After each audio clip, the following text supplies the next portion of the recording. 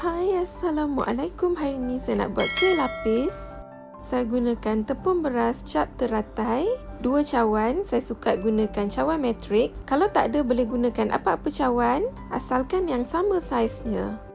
Tepung jagung, 2 sudu besar metrik. Juga tepung gandum, 2 sudu besar metrik. Gula pasir, saya letakkan setengah cawan. Sedikit garam halus. 2 cawan air. Dan 2 cawan santan pekat. Saya gunakan santan segar.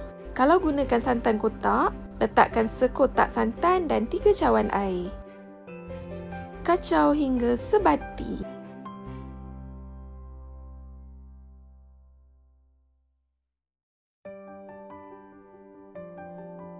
Kita akan tapiskan adunan supaya tidak bergentil.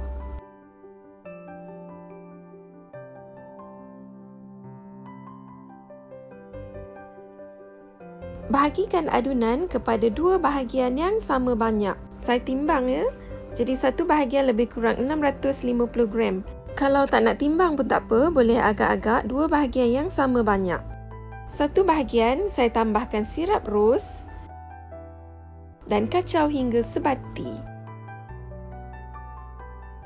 Sekarang kita ada 2 adunan, satu adunan sirap ros dan lagi satu adunan putih.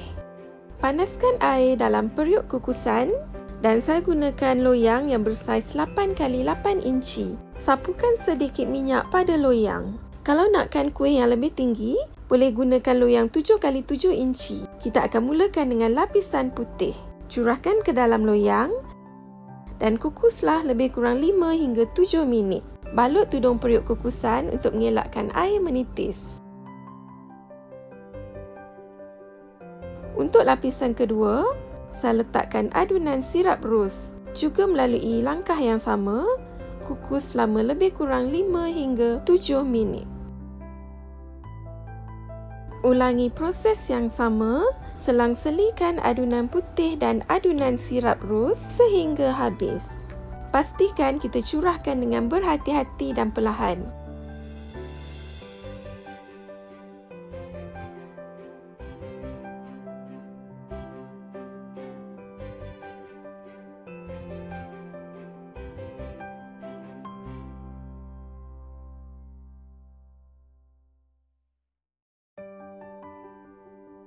Saya buat keseluruhannya 6 lapisan. Dan setiap lapisan juga melalui proses yang sama, saya kukus antara 5 hingga 7 minit. Untuk lapisan yang ke-6 yang terakhir, saya letakkan adunan sirap ros. Sama juga prosesnya, curahkan dengan berhati-hati. Dan untuk lapisan akhir, kita akan kukus selama 10 minit. Selepas 10 minit, buka tudung periuk kukusan dan kukus lagi 5 minit tanpa penutup untuk mengeringkan air pada permukaan kuih. Bila masa tamat, bolehlah diangkat dan kita akan sejukkan kuih antara 3 hingga 4 jam.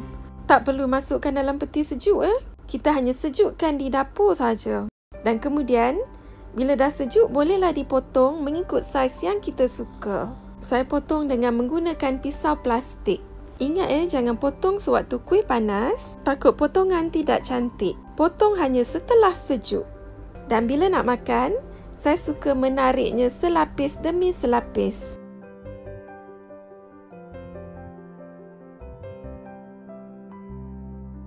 Selamat mencuba semua.